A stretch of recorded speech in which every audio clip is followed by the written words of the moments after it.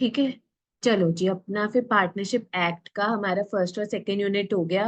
अब हम कौन सा करने लगे हैं स्टार्ट, यूनिट 3, जो कि क्या बता रहे हैं, registration and dissolution of firm के बारे में। ठीक है जी, मतलब जन्म और मरण की कहानी, है ना। पार्टनरशिप फर्म है, उसकी जन्म और मरण की कहानी। रजिस्ट्रेशन मतलब जन्म, डिसोल्यूशन मतलब मरण, है ना। उसको ऐसे हम बोल सकते हैं समझने के लिए। ठीक है जी, आओ सबसे पहले इन्होंने कहा है कि रजिस्टर करवाना। एक तो जैसे हमने क्लास में डिस्कस किया था, जो पार्टनरशिप फर्म्स हैं उनके लिए कुछ मैंडेटरी नहीं है रजिस्टर करवाना। किसके पास, जैसे कंपनीज को मैंडेटरी करवाना पड़ता है, रजिस्ट्रार ऑफ कंपनीज के पास रजिस्टर। ऐसे फर्म्स को मैंडेटरी नहीं है, ऑप्शनल है, मर्जी है उनकी, करवाना है करवाएं। रजिस्टर किसके पास, रजिस्ट्रार ऑफ फर्म्स के पास। ठीक है, जैसे आपको बताया था आरओसी होता है, कंपनी के केस में रजिस्ट्रार ऑफ कंपनीज होता है। ठीक है जी, और फर्म्स के केस में रजिस्ट्रार ऑफ फर्म्स होता है। ये अपना अपना रजिस्टर बनाते हैं। ये वाला रजिस्टर कौन सा बनाता है, रजिस्टर ऑफ फर्म्स बनाता है, उसमें अपनी एंट्रियां डालता है, सब फर्म से रिलेटेड डाटा रेडी करता है। रजिस्टर ऑफ कंपनी क्या बनाता है, रजिस्टर ऑफ कंपनीज, उससे रजिस्टर तैयार किया होता है जिसमें सब कंपनीज का डाटा वो एंट्री करता है। ठीक है जी, तो यहाँ पे हमने कहा कि अगर किसी पार्टनरशिप फर्म को रजिस्टर करवाना है तो वो ऑप्शनल है, मर्जी है। तो अगर करवाना है, जिस एरिया में क्या है उसका ऑफिस है, ठीक है, वहां पे जो रजिस्ट्रार है उसके पास डॉक्यूमेंट्स वगैरह सबमिट करने होंगे। ठीक है, और कौन कौन से डॉक्यूमेंट, ठीक है, और जो भी वहां पर प्रिस्क्राइब फॉर्म बताया होगा सरकार ने। जैसे आपको बताया था कंपनी के केस में एमसी की वेबसाइट पे इतने सारे फॉर्म्स है। ठीक है, तो फॉर्म में डिटेल्स भर के, डॉक्यूमेंट्स अटैच करके फीस के साथ, ठीक है, जिसमें क्या क्या चीजें मेंशन करनी होगी, फर्म का क्या नाम है, कहाँ कहाँ पे काम चल रहा है अपना, प्लेस ऑफ बिजनेस, मतलब इसके अलावा भी जो आपने मेंशन किया, इसके अलावा भी और कहाँ पे आपका काम चल रहा है। ठीक है, कब आपके पार्टनर्स ने ज्वाइन किया, ठीक है, सब पार्टनर्स का अपना फुल नेम और एड्रेस बता दो। ठीक है, कितनी देर के लिए आप ये फर्म चलाना चाह रहे हो। याद हमने किया था टाइप्स ऑफ पार्टनरशिप फर्म्स। ठीक है, जिसमें ड्यूरेशन कई बार फिक्स भी की होती है ड्यूरेशन। और ये जो स्टेटमेंट होगी ये साइन की जाएगी सब पार्टनर्स के द्वारा या उनके एजेंट्स के द्वारा जो ऑथराइज कर रखे। ठीक है जी, और अकॉर्डिंगली उसको वेरीफाई भी किया जाएगा। और फर्म के नाम में किसी भी सरकारी, मतलब सरकार से रिलेटेड कोई वर्ड नहीं मेंशन होना चाहिए। कहते हैं अगर रजिस्ट्रार को सब सही लगा, अगर रजिस्ट्रार सेटिस्फाइड है, ठीक है, तो वो क्या कर लेगी, एंट्री डाल देगी रजिस्टर ऑफ फर्म्स में, और क्या इशू हो जाएगा, सर्टिफिकेट ऑफ रजिस्ट्रेशन। ठीक है, जिसको सर्टिफिकेट ऑफ इनकॉर्पोरेशन भी बोल देते हैं ना, जैसे कंपनीज के केस में। ठीक है, सर्टिफिकेट ऑफ रजिस्ट्रेशन इशू कर देगा, तो वो रजिस्टर हो जाएगी। अच्छा, कहते वैसे तो मैंडेटरी नहीं है, ऑप्शनल है, पर कहते कि आपको ना 1 साल के अंदर अंदर, जब आपने काम कुम शुरू कर दिया, फर्म बना लिया, आपको 1 साल के अंदर अंदर ना रजिस्टर करवा लेना चाहिए, अगर आपने करवाना चाहते हो तो। जितना ज्यादा डिले करते जाओगे उतना आपको ना पेनल्टी पड़ेगी, कितना, ₹100 पर ईयर के हिसाब से आपको पेनल्टी पड़ती जाएगी। ठीक है जी, तो आपको ₹100 पर साल के हिसाब से पेनल्टी पड़ती जाएगी जितना ज्यादा आप लेट होते जाओ। हाँ जी, ये चीज समझ आई आपको। हाँ जी, शशि लक्ष्य। हाँ जी। Yes ma'am. ठीक है जी, अब हम आगे चलते हैं कहाँ पे, कॉन्सिक्वेंसेज और नॉन रजिस्ट्रेशन। अच्छा, हम कह रहे हैं कि ये ऑप्शनल है रजिस्ट्रेशन, ठीक है, पर अगर जो करवाते हैं रजिस्ट्रेशन, कुछ तो फायदा होता होगा ना, कि वो इसलिए क्यों करवा रहे होंगे। अब वही बताया करते हैं, अगर नहीं करवाते आप रजिस्ट्रेशन तो क्या उसके रेpercussions, कॉन्सिक्वेंसेज, रिजल्ट्स होंगे। ठीक है, अब देखो इसकी मैंने आपको समरी से भी लिखवाई थी यहाँ पर। क्या बोला हुआ था इधर, कहते कोई भी ये जो पार्टनरशिप फर्म है, ना ही फर्म ना ही उसका कोई पार्टनर किसी थर्ड पार्टी पे वो केस नहीं कर सकते, अगर उन्हें रजिस्ट्रेशन नहीं करवा रखी फर्म, ना ही कोई भी पार्टनर तीसरी पार्टी पे केस कुछ नहीं कर सकते। ठीक है जी, ये लिखा था फर्स्ट पॉइंट में। ठीक है, जो इधर मैंने आपको समराइज करवाया था। सेकंड पॉइंट, भाई तीसरी पार्टी का तो पूरा हक है फर्म के ऊपर या फर्म के किसी पार्टनर के ऊपर केस कुछ करने का। ये तीसरी पार्टी से नहीं हक छीना जाएगा, अगर आप रजिस्टर नहीं करवाते आपसे हक छीना जाएगा। ठीक है जी, और अगर आपके ऊपर केस हो गया, फर्म या पार्टनर के ऊपर केस कुछ हो गया ना, तो आपको कोई रिलीफ रिलूफ नहीं मिलेगा। ठीक है, कितने तक का मिल जाएगा, कहते हैं अगर ₹100 तक का मिल जाएगा, ₹100 या उससे कम का आपको रिलीफ मिल जाएगा। मतलब अगर कुछ कंपनसेशन या कुछ भी फायदा आपको पहुंचाना है तो कितनी वैल्यू तक का मिलेगा, बस आपको ₹100 तक। ठीक है, यही हमने इधर लिखा था, वैल्यूड फॉर मोर देन 100, 100 रुपए से ज्यादा का आपको उसका कोई रिलीफ नहीं मिलेगा। और कहते बाय चांस किसी, अब तीसरे ये पॉइंट में क्या था, कहते कोई पार्टनर को कुछ नुकसान पहुंचे, है ना, जिसको हम बोल देते हैं जिस पार्टनर ने सफर किया या अग्रीव्ड पार्टनर, अगर वो किसी दूसरे पार्टनर की वजह से उसको नुकसान पहुंचे, वो दूसरे पार्टनर के ऊपर केस करना चाह रही है, फर्म के ऊपर केस करना चाह रहा है, वो नहीं कर सकता, क्योंकि आप अनरजिस्टर्ड फर्म हो। आप समझ रहे हो, ना फर्म ना पार्टनर थर्ड पार्टी के ऊपर कर सकती है, ना कोई भी पार्टनर किसी दूसरे पार्टनर या फर्म के ऊपर कर सकते हैं, सिर्फ तीसरी पार्टी कर सकती है आपकी। बाहर वालों का हक कोई नहीं छीना गया, आपके हक छीन लिए गए।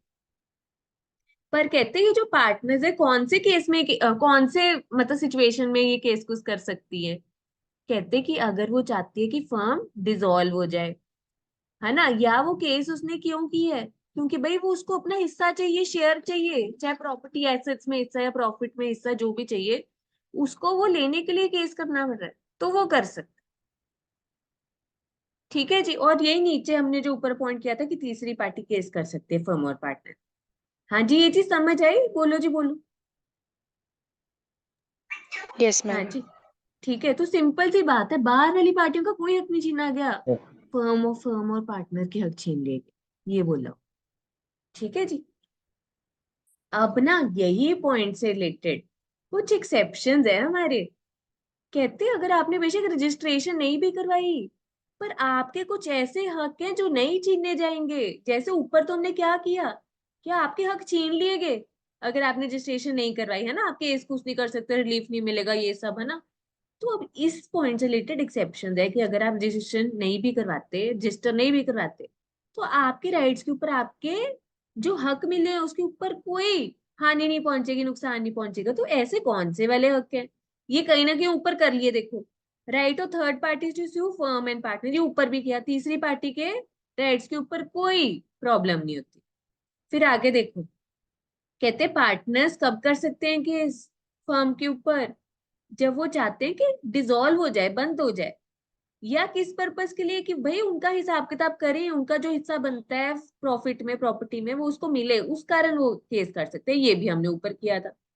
और कहते कई बार ना कोर्ट क्या कर लेते हैं पॉइंट, वो ऑर्डर देता है कि आप कुछ लोग अपॉइंट करो जो कि सारा मैटर देखेंगे, जैसे ऑफिशियल रिसीवर, ऑफिशियल असाइनी, ये देखो हमने किया था ना क्लास में, ताकि वो मैटर देखेंगे अगर कोई बंदा इंसॉल्वेंट हो गया, दिवाला निकल गया, है ना, तो उससे कैसे property to release the property of the insolvent partner and to bring an action, कैसे हिसाब किताब करने, कैसे डील करना है, मैनेज करनी है चीजें, तो कोर्ट वो बंदे अपॉइंट करता है।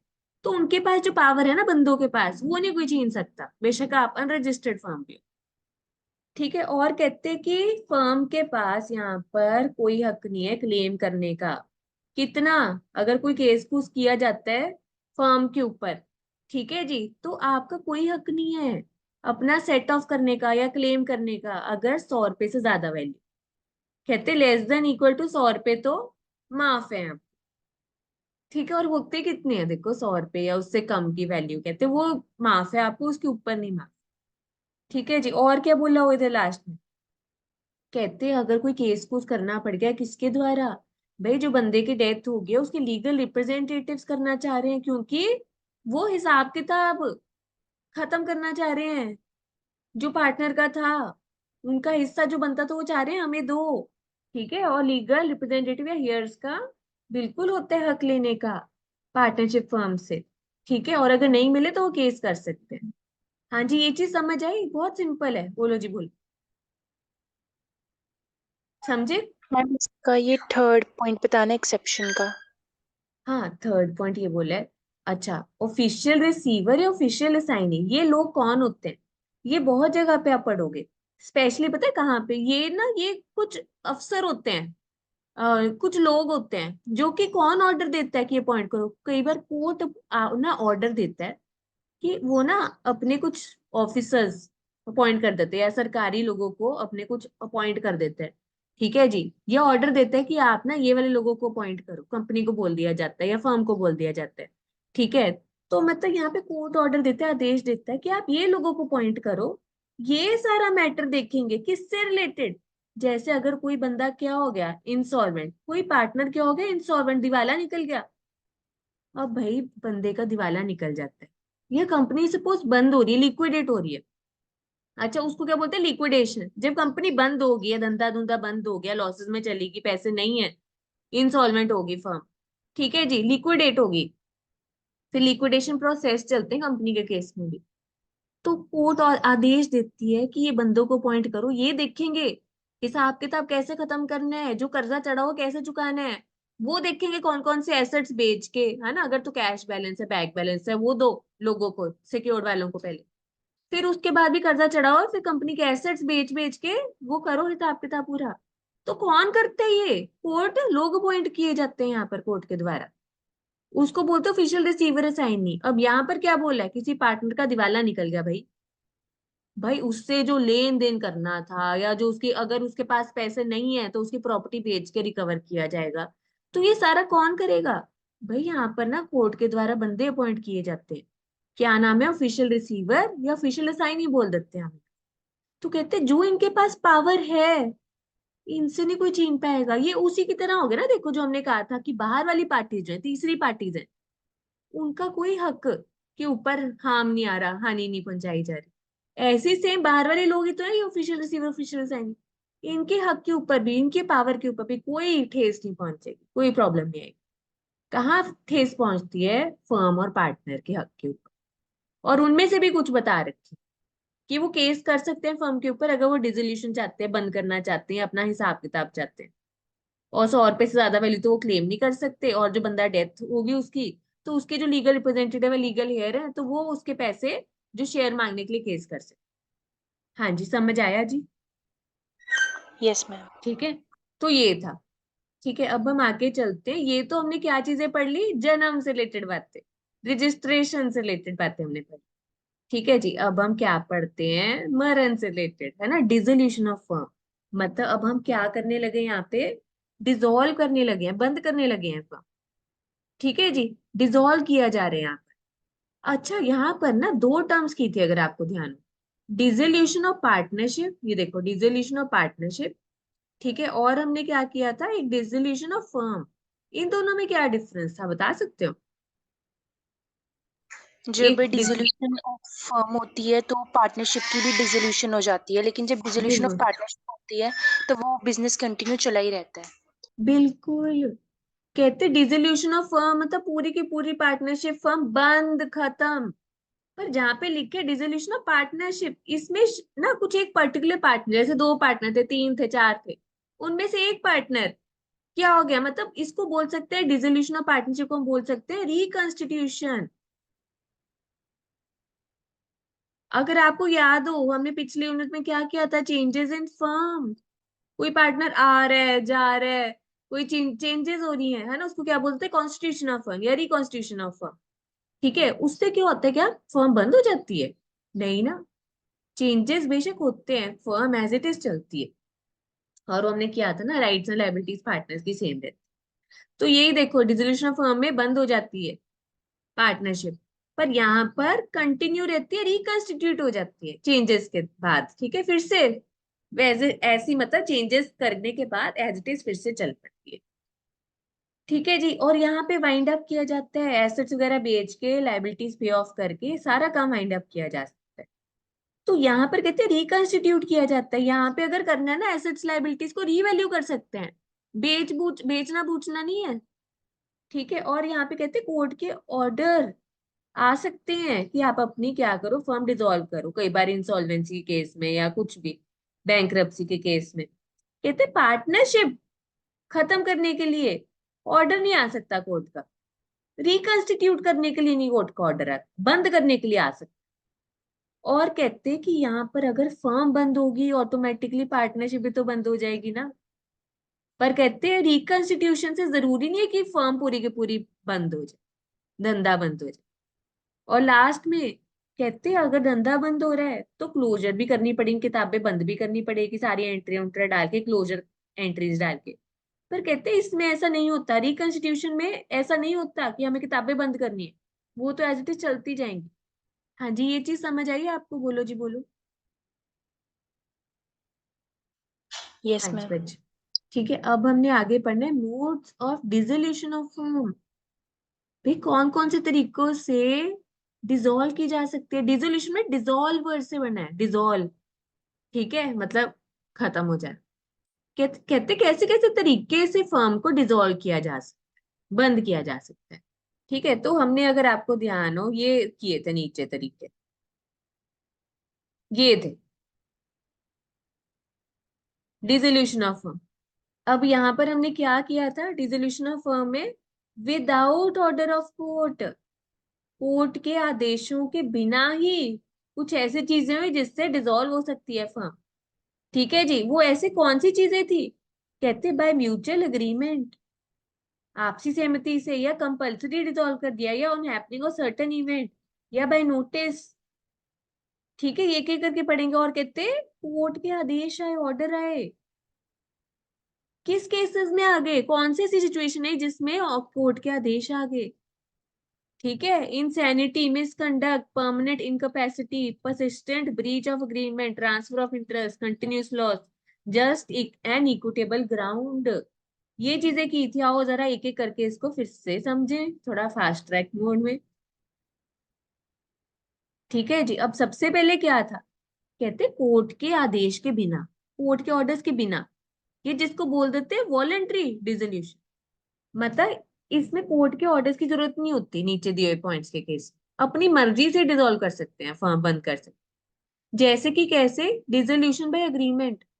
अगर अग्रीमेंट हुआ हुआ है पार्टनर्स के साथ, ठीक है, उनकी आपसी सहमति से, सबकी कंसेंट लेनी, कंसेंट ऑफ ऑल पार्टनर्स। सब पार्टनर्स की अगर सहमति है और उनके बीच में कुछ अग्रीमेंट कॉन्ट्रैक्ट है, ठीक है, तो क्या हो जाएगी, फर्म बंद हो जाएगी। मिलके धंधा शुरू किया था, मिलके बंद भी कर सकते। ठीक है, अब कहते कंपल्सरी कब हो सकता है। कंपल्सरी कब धंधा बंद हो सकता है, पार्टनरशिप बंद कब हो सकती है।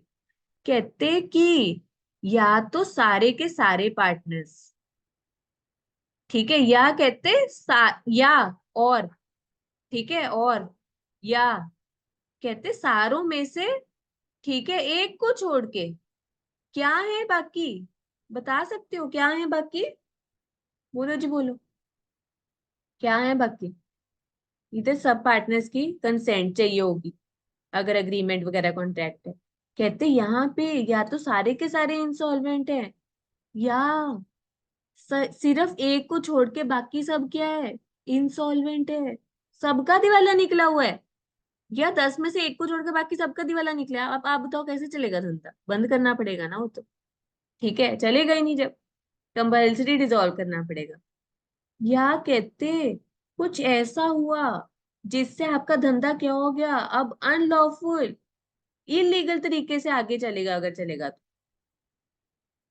ठीक है जी, तो कहते हैं कुछ ऐसा इवेंट हो गया, कुछ ऐसा आगे हुआ, ठीक है, जिससे अब आपका जो बिजनेस है आगे नहीं चल पाएगा लीगल तरीके से, अनलॉफुल तरीके से। ठीक है, हो सकता है ना आगे, जैसे जो आप काम कर रहे हो पहले उसकी परमिशन थी, फिर बाद में परमिशन हटा दी सरकार ने, या वो लाइसेंस हटा दिया, कैंसिल हो गया। अगर आप वो कंटिन्यू करोगे काम तो इलीगल तरीके से उसको माना जाएगा, इलीगल माना जाएगा, अनलॉफुल माना जाएगा। ठीक है, तो अब आपको क्या करना पड़ेगा, कंपल्सरी बंद ही करना पड़ेगा अपना धंधा। ये चीज समझ आई, बोलो जी बोलो। हाँ जी यस बोलो। मैम। अब आगे चलो, सेक्शन 42 ने क्या बोला। ठीक है, 40 से स्टार्ट हुआ था। ठीक है, और अगर यहाँ पे आप सीक्वेंस देखो सेक्शंस का, सबसे पहला हमने 58 किया। ठीक है, कि जन्म लेना, एप्लीकेशन दो, फिर रजिस्टर हो जाओगे 59 में। 59A में लेट फीस का बताया हुआ था, लेट एप्लीकेशन का। फिर 69 में अगर आप नहीं करवाते रजिस्ट्रेशन, वो किया था हमने। ठीक है जी, फिर हम अब क्या कर रहे हैं, डिसोल्यूशन की कहानियां। ठीक है, डिसोल्यूशन की कहानियां शुरू की, जिसमें हमने क्या किया, सबसे पहले सेक्शन में मतलब देखा और फर्क देखा, डिफरेंस देखा, डिसोल्यूशन ऑफ पार्टनरशिप फर्म और पार्टनरशिप। ठीक है, देन 40 में कहते हैं अग्रीमेंट करके बंद हो सकता है धंधा, या कंपल्सरी का, अगर सारे के सारे इंसॉल्वेंट है, या सिर्फ एक को छोड़ के बाकी सब। ये देखो ऑल, और या सिर्फ एक को छोड़ के बाकी। ये चाहे लिख लो ताकि आगे आपको दिक्कत ना है, सब इंसॉल्वेंट है। ये 41 सेक्शन में बोला है। 42 में अब क्या है, ये दूसरा क्या था, अनलॉफुल हो जाएगा अब, कुछ ऐसा हुआ dissolution on happening of certain contingency, section 42 बोल रहा है कुछ ऐसा हुआ, ठीक है, जिसके होने पर अब आपका धंधा डिसॉल्व हो जाएगा। जैसे कि अगर आपकी क्या है, आपको याद है हमने टाइप्स ऑफ पार्टनरशिप फॉर्म की थी, फिक्स ड्यूरेशन के लिए कई बार की होती, जैसे 1 साल के लिए आपने बनाई है पार्टनरशिप फॉर्म, जब वो टाइम पीरियड एक्सपायर हो जाएगा तो डिसॉल्व मानी जाएगी। ठीक है, हाँ वो अलग बात है कि अगर आप फिर भी कर रहे हो तो वो पार्टनरशिप एट विल हो जाती है। पार्टनरशिप एट विल को भी कैसे बंद किया जा सकता है, याद है आपको? उसमें अगर कोई पार्टनर बंद करना चाहता है, बाकियों को बताए वो नोटिस में, रिटन नोटिस दे के हम बंद करना चाह रहे हैं। ठीक है, तो अगर टाइम पीरियड फिक्स है तो उसकी एक्सपायरी पे हो जाएगा। ठीक है, फिक्स टर्म है उसकी एक्सपायरी पे, या अगर कोई काम है तो उसके कंप्लीशन पे, है ना? टाइम पूरा हो गया या काम पूरा हो गया, देखो हमने क्या था, या पार्टनर की डेथ होगी या पार्टनर इंसॉल्वेंट हो गया। हाँ जी, समझ आ रहे बच्चों? बोलो जी बोलो। Yes ma'am. Yes ma'am. ठीक है, या पार्टनर की डेथ हो गई या पार्टनर का दिवाला निकल गया, या टाइम पूरा हो गया या काम पूरा हो गया। ये देखो, या टाइम पूरा या काम पूरा या पार्टनर पूरा। हम बोल नहीं देते एक्सपायर हो गया मतलब बंदा, उसको पूरा भी बोल देते ना कि बंदा पूरा हो गया। ठीक है, ऐसे भी बोल सकते हैं इसको, या इंसॉल्वेंट ही हो गया, अब उसके पास पैसे ही नहीं पूरे। ठीक है, इधर टाइम पूरा हो गया, काम पूरा हो गया, पार्टनर पूरा हो गया, और इधर नीचे क्या है, पैसे ही नहीं पूरे लाइबिलिटीज पे ऑफ करने के लिए। है ना? देखो कैसे रिलेट, जैसे मर्जी रिलेट करो, समय आना चाहिए। फिर इधर क्या दिया है सेक्शन 43 में, पार्टनरशिप पे बिल मतलब चलती जाएगी, अपनी मर्जी से बनाई थी, अपनी मर्जी से खत्म करना है। अगर कोई पार्टनर बंद करना चाह रहा है तो बाकी सब पार्टनर्स को भी रिटर्न नोटिस दे दे। ये किया था हमने, पहले भी किया था। ठीक है जी। और फिर हम करते, ये हमने क्या किया, ऊपर दिए हुए काम में ये देखो, हमने ये वाला पोर्शन कर लिया विदाउट, यहाँ पे कोर्ट के ऑर्डर की जरूरत नहीं है, अग्रीमेंट है, कंसेंट लेकर सबकी कर लो। कंपल्सरी कब? ठीक है, मतलब यहाँ पे सबकी कंसेंट लेके ये किया ना हमने। और इधर कंपल्सरी में या सारे के सारे इंस्टॉलमेंट है या कुछ है, मतलब कुछ नहीं, मतलब एक को छोड़ के बाकी सब है, मेजोरिटी, मेजोरिटी भी नहीं, एक को छोड़ के बस लिखा है, चाहे 10 है चाहे 20 है पार्टनर, जितने मर्जी उनमें से सिर्फ एक को छोड़ के बाकी सब इंस्टॉल। और दूसरा क्या था, कुछ ऐसा हुआ जिससे अब आपका काम अनलॉफुल या लीगल माना जाएगा अगर आप करो। ठीक है जी। और इधर ये पार्टनरशिप एट विल वाली कहानी थी, जिसमें हमने कहा अगर इसको आपको बंद करना है तो आपको रिटर्न नोटिस देना पड़ेगा बाकी पार्टनर्स। और on happening of certain event, इसमें क्या था, या टाइम पूरा हो गया या काम पूरा हो गया या पार्टनर पूरा हो गया। ठीक है जी, या क्या हो गया बताना, या पार्टनर की क्या होगी, इंसॉल्वेंसी होगी। सिंपल। अब हम करते हैं, अगर कोर्ट का ऑर्डर कौन से केसेस में आ सकते हैं, नीचे दिए कामों में। अब एक बार ये देख लेते हैं कौन से पॉइंट्स हैं। कहते हैं अगर एक्टिव पार्टनर ना कि स्लीपिंग पार्टनर क्या हो जाए, उसका वो दिमागी हालत से बीमार हो जाए, अनसाउंड माइंड या इंसेन बन जाए, तो भाई अगर कोई और पार्टनर क्या देता है, कोर्ट में जाता है कि भाई कंपनी ये फर्म को क्या कर दो, रिजॉल्व कर दो प्लीज, या जो पार्टनर बीमार है, ठीक है, अनसाउंड माइंड हो गया, या उसका दोस्त चला जाए कोर्ट में कि बंद कर दो भाई फर्म को, ठीक है, तो क्या कर सकती है, कोर्ट ऑर्डर दे सकती है बाकी पार्टनर्स के कहने पे या वो जो दोस्त के कहने पे। ठीक है, इसमें छोटी मोटी टेम्पररी सिकनेस नहीं आती, जैसे आपको फीवर हो गया वो हो गया, ये चीजें नहीं आती, अनसाउंड माइंड, इंसेनिटी। ठीक है, फिर आगे देखो परमानेंट इनकैपेसिटी, भाई कुछ ऐसे हो गया पार्टनर के साथ कि अब वो परमानेंटली काम ही नहीं कर पाएगा। कोई ऐसे फिजिकल डिसेबिलिटी हो सकती है ना, जैसे हमारे अंग है ना, फिजिकल डिसेबिलिटी कुछ आ गई है ना, एक्सीडेंट में कुछ चला गया हमारा पार्ट वगैरह, कुछ भी ऐसे है ना, तो अब कर ही नहीं सकते वो काम।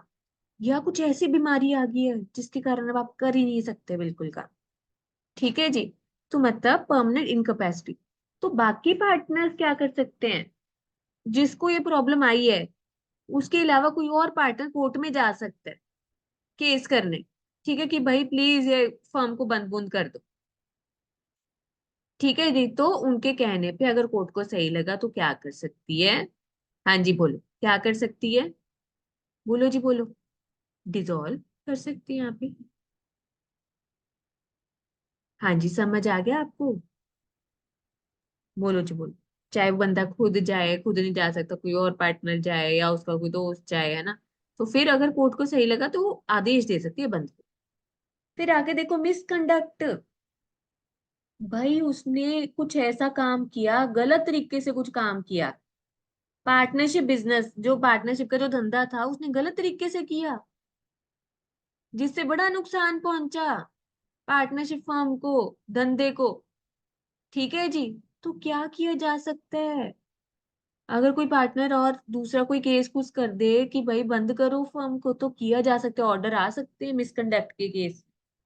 ठीक है जी। फिर आगे देखो, persistent breach of agreement. Breach of agreement.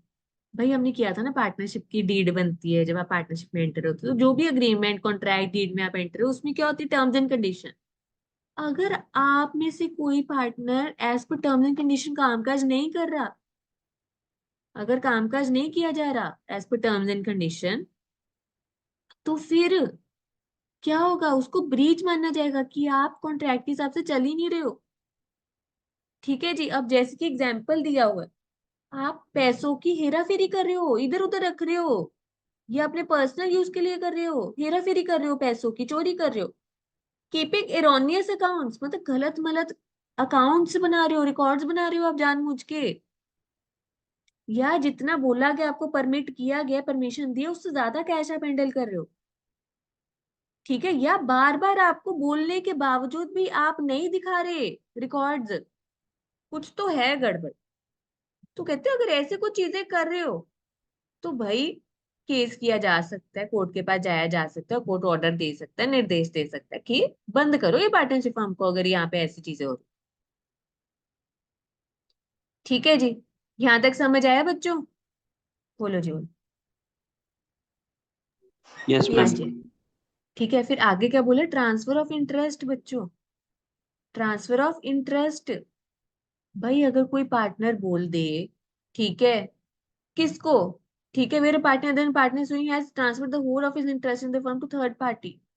ठीक है जी। अब कोई पार्टनर अगर कहे कि मेरा जो भी फायदा है इस पार्टनरशिप फर्म में, मैं तीसरी पार्टी को बेच रहा हूँ, या उसने दे दिया, जो भी उसका इंटरेस्ट था, इंटरेस्ट इन चाहे जो भी कह लो, उस प्रॉफिट या कुछ भी तरह से कुछ फायदा था, इंटरेस्ट था, वो अगर उसने किसी तीसरी पार्टी को बेच दिया, ठीक है जी, या ठीक है, या उसने कोर्ट को परमिट किया है, अलाउ किया कि आप प्लीज बेच दो मेरा हिस्सा, ठीक है जी, तो उस केस में क्या कर सकती है कोर्ट? पार्टनरशिप फर्म डिसॉल्व कर सकती है कि भाई पार्टनर क्या कह रहा है, अपना मेरा हिस्सा बेच दो किसी को, ठीक है, या यूटिलाइज कर लो, जो भी देनदारी है कुछ भी।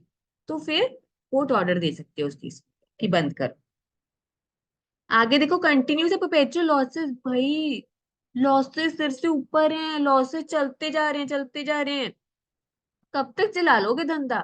आखिर कोर्ट को ऑर्डर देना पड़ेगा डिसॉल्व करने की। फिर आगे लास्ट पॉइंट क्या है? Just an equitable ground. ठीक है, कुछ ऐसे कारण होंगे जिसके कारण कोर्ट ऑर्डर दे सकते हैं, जैसे कि deadlock in the management. Deadlock in the management मतलब कोई किसी की सुन ही नहीं रहा, फाइनल डिसीजन पे ही नहीं आ पा रहे, यही लिखा है मैंने, फाइनल डिसीजन पर ना आना। ठीक है, इसको अच्छी राइटिंग में लिख देती हूँ कि मतलब फाइनल डिसीजन पे ही नहीं आ पा रहे,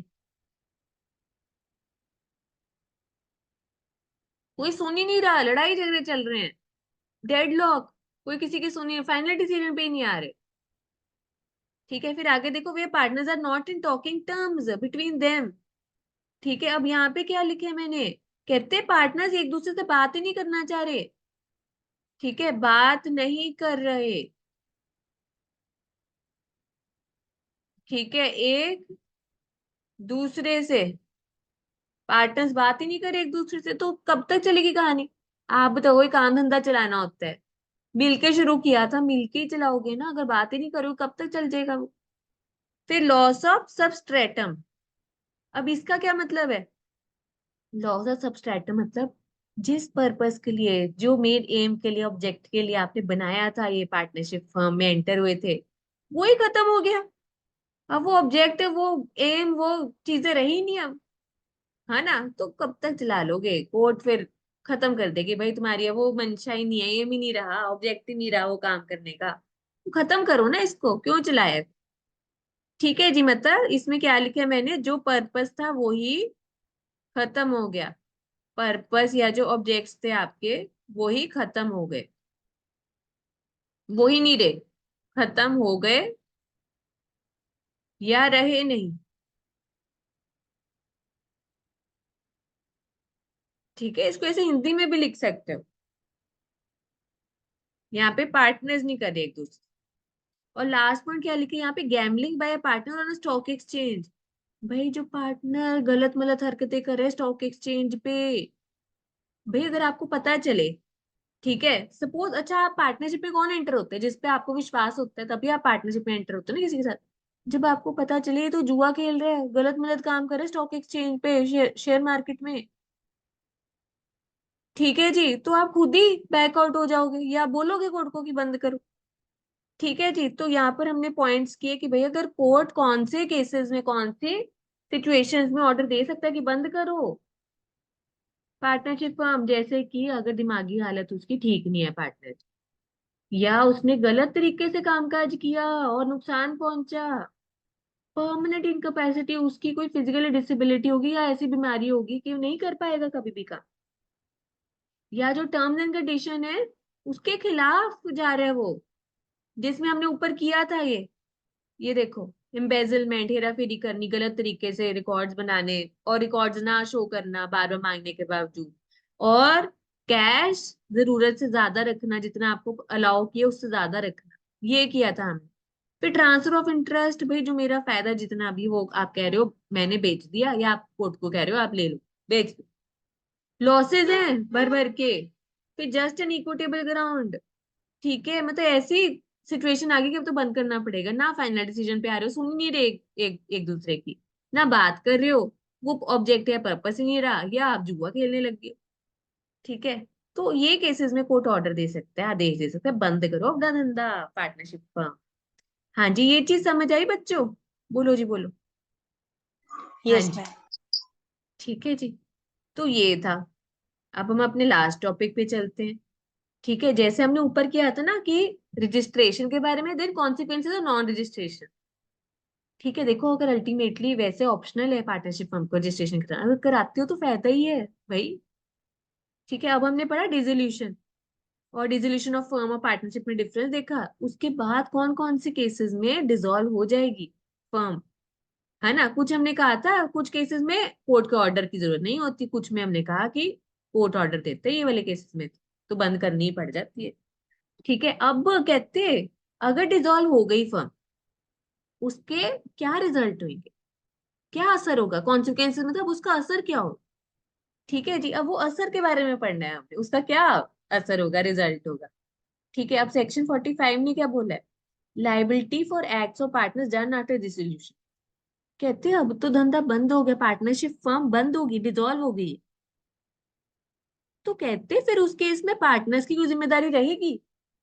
कहते हैं ये जो सेक्शन 45 है ना, ये क्यों लाया गया, ताकि जो तीसरी पार्टीज हैं जो डील कर रही हैं फर्म के साथ और उनको पता नहीं था ये बंद हो गई है, डिसॉल्व हो गई है, ताकि उनके साथ कोई धोखा ना कर ले, इसलिए लाया गया।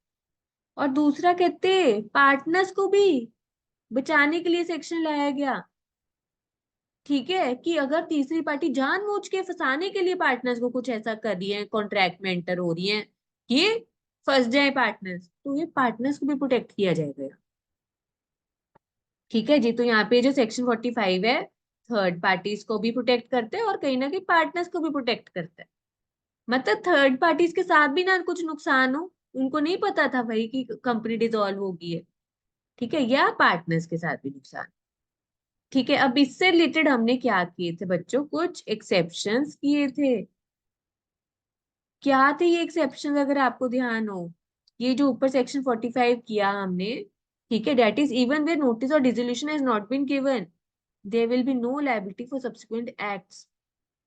ठीक है जी, अब यहाँ पर हमने ना एक एग्जाम्पल किया था। ठीक है, उसके बाद हमने कुछ एक्सेप्शंस किए थे। कहते ये रूल तो इसलिए लाया गया कि थर्ड पार्टीज और पार्टनर्स को प्रोटेक्ट किया जा सके। अच्छा एक बात बताओ, तीसरी पार्टीज को पता नहीं था कि धंधा डिसॉल्व हो गया, पार्टनरशिप फर्म डिसॉल्व होगी, और पार्टनर जानबूझ के, मतलब उनके साथ गलत, ताकि ये छुपाई उन्होंने चीज पार्टनर्स, ठीक है जी, पार्टनर ने छुपाई ताकि ये बंदा ना बातों में आके कॉन्ट्रैक्ट में एंटर हो जाए, ठीक है, अपने फायदे के लिए ऐसे किया वो पार्टनर से। आप बताओ, फिर पार्टनर झेलेंगे ना उस केस में, फिर कुछ आगे लायबिलिटी होती है, सब पार्टनर झेलेंगे ना फिर उस केस में, बताओ जरा, बोलो बोलो, हाँ या ना। Yes ma'am.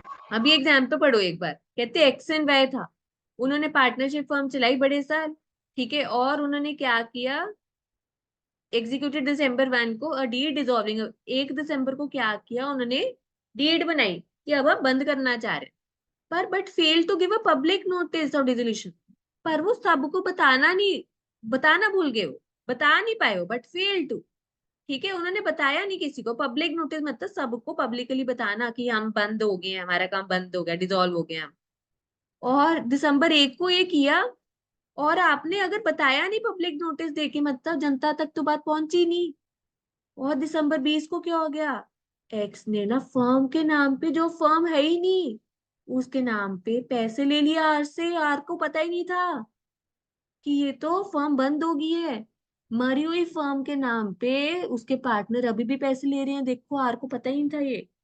अब आप बताओ इस केस में क्या होगा, किसकी जिम्मेदारी होगी, in such case Y also would be liable for the amount because no public notice of given.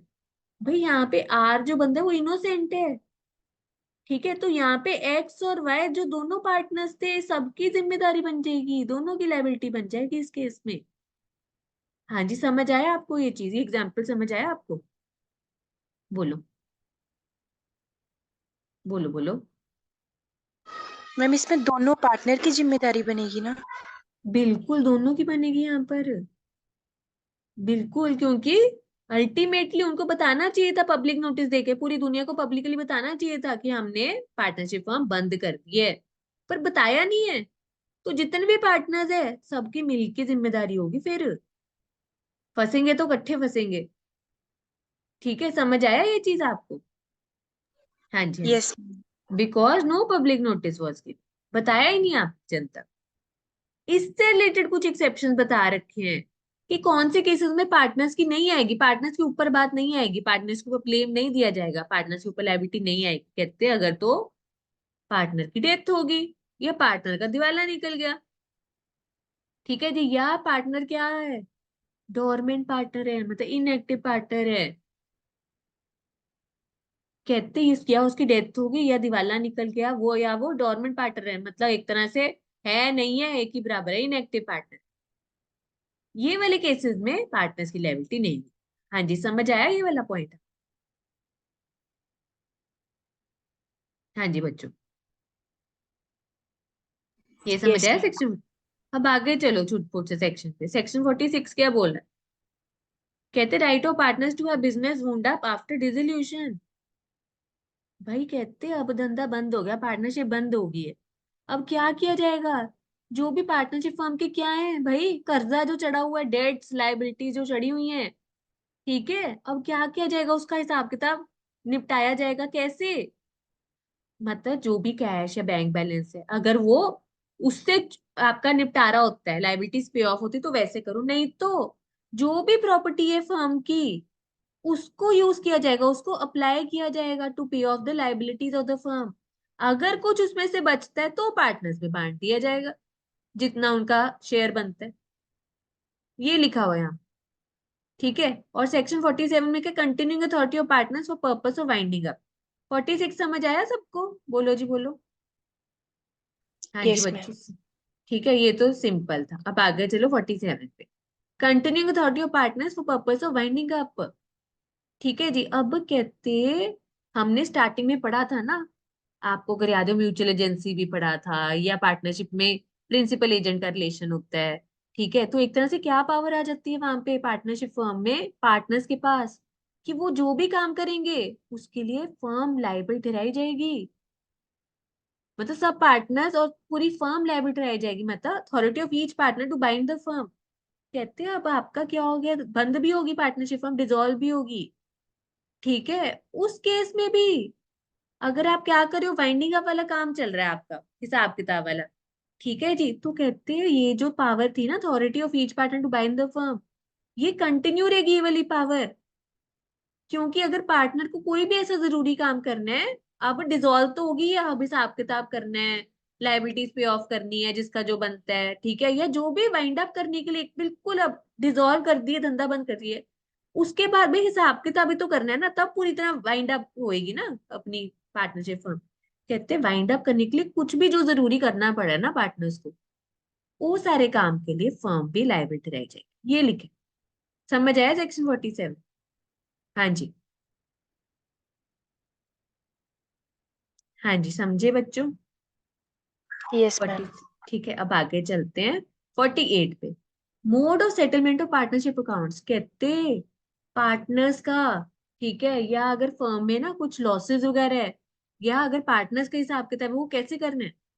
कहते अगर तो पार्टनरशिप फर्म में कुछ लॉसेस वगैरह है, तो उसका हिसाब किताब कैसे करना है, उसको कैसे सेटल करना है, वो वाले खाते कैसे हमने करने क्लियर। तो कहते जो भी आपके पास प्रॉफिट्स वगैरह पड़े हैं, ठीक है जी, जो भी आपके प्रॉफिट्स वगैरह पड़े हैं उसमें से आप करो लॉसेस सेट ऑफ, ठीक है, वो कम पड़ गए तो आप कैपिटल में से यूज कर लो पैसा लॉसेस को सेट ऑफ करने के लिए। तब भी ना बचा आपका पास पैसा लॉसेस सेट ऑफ करने के लिए, तो फिर आप सबसे थर्ड में क्या करो, पार्टनर से पैसा मंगवा लो, कंट्रीब्यूट करवा लो। ठीक है, तो यहाँ पे लॉसेस के लिए क्या लिखा हुआ है ना, लॉसेस के लिए सबसे पहले कहते प्रॉफिट्स यूज कर लो, उससे बिना बात बने तो कैपिटल, उससे बिना बात पड़े तो आप पार्टनर से पैसा लो। ये चीज समझ आई आपको? बोलो जी बोलो, लॉसेस कैसे सेट ऑफ करना, समझ आई? हाँ जी, यस मैम। ठीक है, अब आगे क्या लिखा हुआ है, कहते अब जो भी आप क्या कर रहे हो, जो भी एसेट्स हैं फर्म के, और जो भी पार्टनर्स पैसा लेके आ रहे हैं फर्म में, ठीक है, किस रूप में, जैसे कैपिटल में या जिस मर्जी रूप में, तो उसको कैसे अप्लाई किया जाएगा, जो एसेट्स हैं फर्म के या जो भी पैसा कंट्रीब्यूट किया जा रहा है पार्टनर्स के द्वारा, उसको कैसे अप्लाई किया जाए, कौन से ऑर्डर में।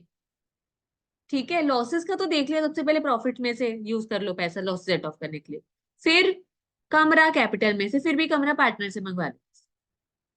और फिर कहते हैं कि जो हम कह रहे हैं ना एसेट्स वगैरह, जो कंपनी अब वो डिसॉल्व होगी, खत्म होगी, अब हिसाब किताब करना है, एसेट्स यूज करनी है ना, बेच के हमने एसेट्स वगैरह को बेच के अब क्या करना पड़ेगा, लाइबिलिटीज पे ऑफ करनी पड़ेगी। अब वो किस ऑर्डर में पैसे देंगे, जो भी एसेट्स हैं और जो भी पैसा कंट्रीब्यूट किए पार्टनर्स, उसको पहले कैसे यूज करेंगे, जो भी तीसरी बाहर वाली दुनिया के जो कर्जे चढ़ रखे हैं पहले उसको चुकाओ। उसके बाद पार्टनर ने अगर आपको कुछ एडवांस दिया था, एडवांसेस कुछ पैसा दिया था, तो वो चुकाओ उसका। उसके बाद जो हिस्सा वो कैपिटल का लेके आया था, या जो भी कैपिटल अकाउंट में अगर आपको ध्यान हो 11th 12th में बनाते थे partners A capital partners B capital, उसमें कुछ अगर बैलेंस वगैरह रहता है उसको पे ऑफ करना, तो वो करो। उसके बाद अगर कुछ पैसा बच गया, है ना, जैसे एसेट्स को बेच के कुछ पैसा बच गया, तो आप वो पार्टनर्स को बांट दो उनके प्रॉफिट शेयरिंग रेशियो में। हाँ जी, ये चीज समझ आया आपको? बोलो जी बोलो। हाँ जी, यस मैम।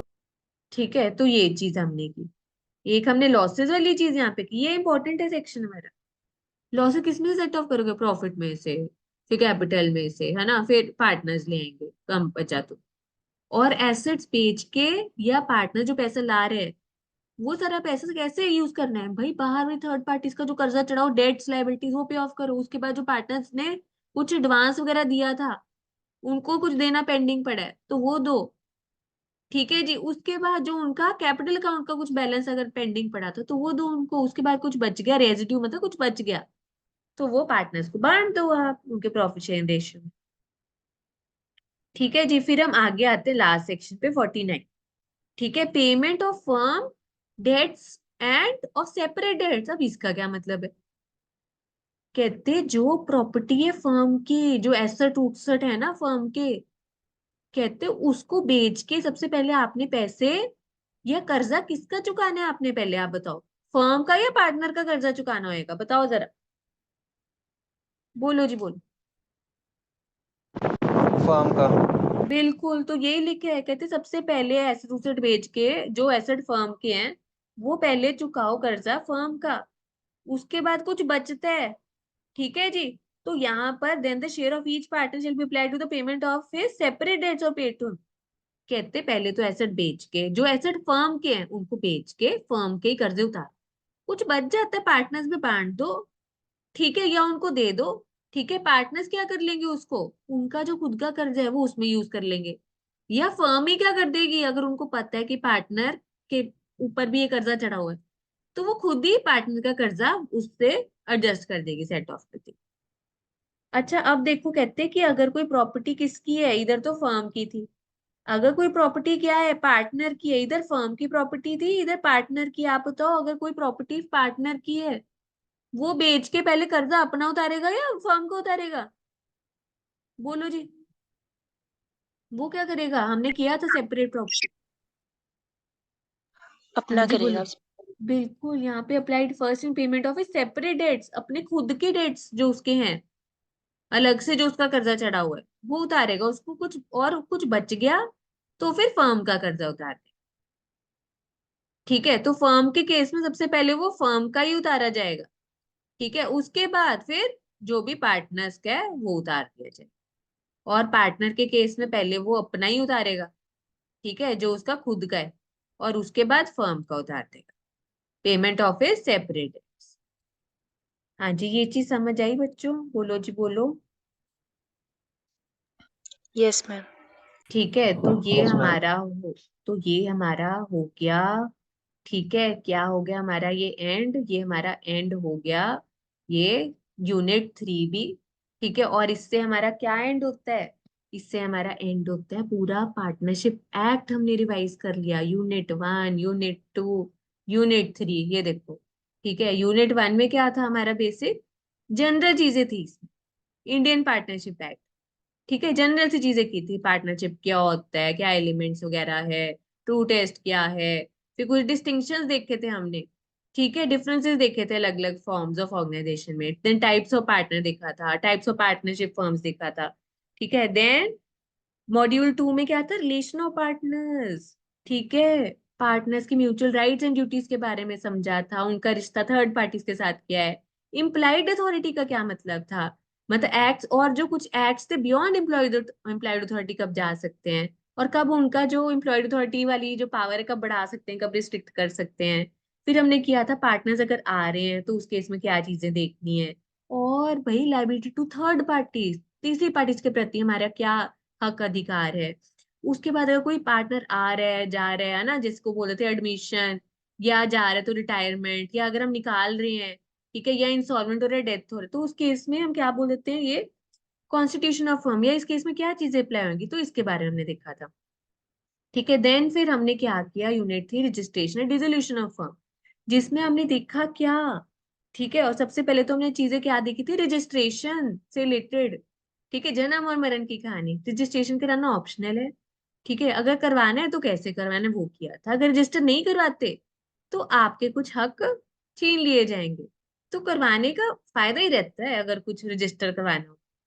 तो डिसोल्यूशन मतलब मरण, है ना, मतलब अगर आपको डिसॉल्व करना है, बंद करनी है पार्टनरशिप फर्म, इसमें सबसे पहले मतलब देखा था पार्टनरशिप फर्म का, और डिसोल्यूशन ऑफ पार्टनरशिप फर्म, है ना, दो चीजों में फर्क देखा था ना, डिसोल्यूशन ऑफ फर्म और डिसोल्यूशन ऑफ पार्टनरशिप।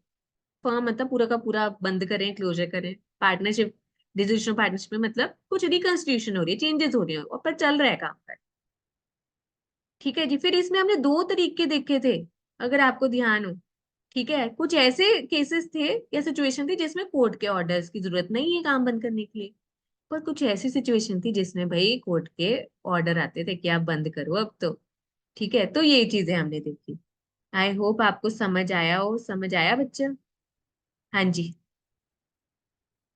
समझ आया जी बच्चों, यस मैम। ठीक है,